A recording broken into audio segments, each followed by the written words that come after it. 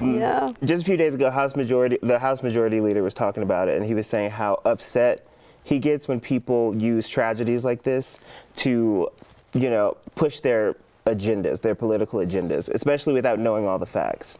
But I'm like, the fact is that someone went into a school and killed 3 kids. I'm like, that's a We're fact. talking about it all the time, like it keeps happening and keeps happening. So when is it like, I really thought after Sandy Hook, which was like 10 years ago. Yeah, over 10 years ago, I thought like we would see like really, really, really big change, and nothing really happened. To this year, we've already had over 100 mass shootings, and we're only in March. I mean, I don't know what that tells people, but there's clearly a problem. Right. I don't know. His solution, he says we really need to focus on mental health and securing schools, which yes, sure, of course, we should have that defense, but that defense, but I'm like, why are we not, I feel like it's like, let's say there's a crack in a dam and there's a little water leaking and there's a simple solution for it and everybody's looking at that crack like, we should invest in boats. To fix the crack. Oh, that's funny, but I don't know, but I feel like that's why it's, so important to vote.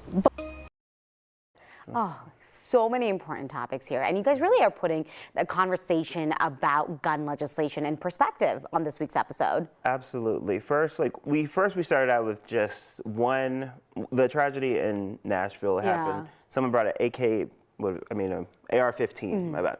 And I was just wondering, I was so curious. I was like, okay, why do people even own those? So I looked up, Washington Post and Ipsos did a poll, and they were showing most people have it for protection. They say they want to protect their family. I believe it's 33%.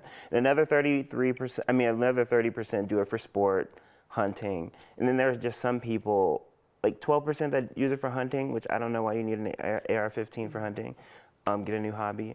There were 2% that also thought they just do it to make liberals upset. But I'm like, this is a weapon of war. So I don't understand it. Right. I don't know why we need it, but...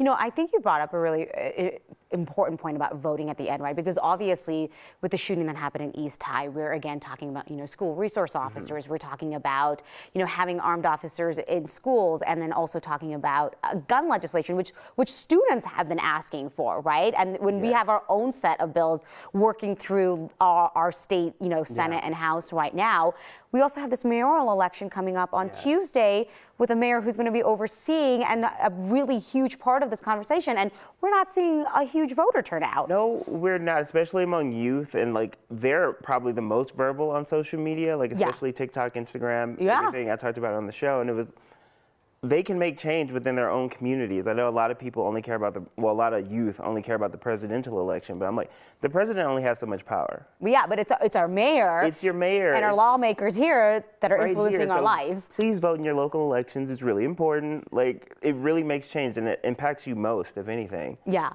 Absolutely. So I encourage you to go out and vote and register if you haven't. Tuesday, 7 p.m. for the Denver elections. So, absolutely. Okay, so for folks who want to listen more, watch the whole episode, where do they go? All right, you can go to 9 News Plus or 9news.com. We're also, if you want to stick around, if you're streaming right now, we are airing our latest episode right after the show. All right, Jamol, we always love having you on the show. Thank you so much. Thank you.